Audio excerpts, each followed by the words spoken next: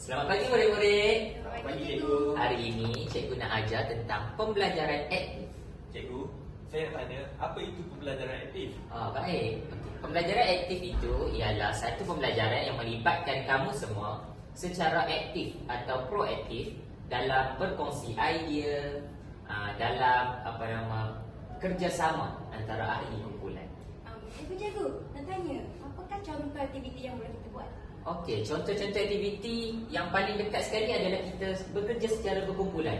Kita membentuk kumpulan, kita menghasilkan satu produk, kita buat satu projek, kita buat satu eksperimen ataupun kita buat satu kaji selidik tentang satu topik-topik tugasan yang cikgu akan berikan.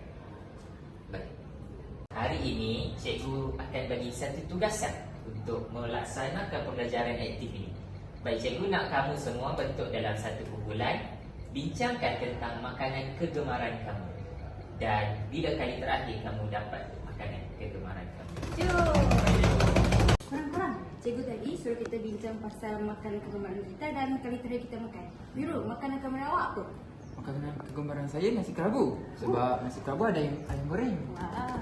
Kamu pula Ellen? Saya suka makan nasi lemak. Nasi lemak sedap. Ada? Kalau saya pula, saya suka nasi ayam. Sebab dari dulu lagi, mak saya suka masak benda tu. Amirul, aku nak tanya kau. Bila kali terakhir kau makan nasi kerabu? Dan semalam saya makan dengan kawan-kawan saya. Sedap. Memang kau gemar kan awal tu? Kalau saya, semalam juga. Saya pun makan dengan kawan-kawan saya juga. Kalau aku, minggu lepas. Tapi balik hari ini ni, aku nak minta mak aku masakkan. Bestnya, sedapnya.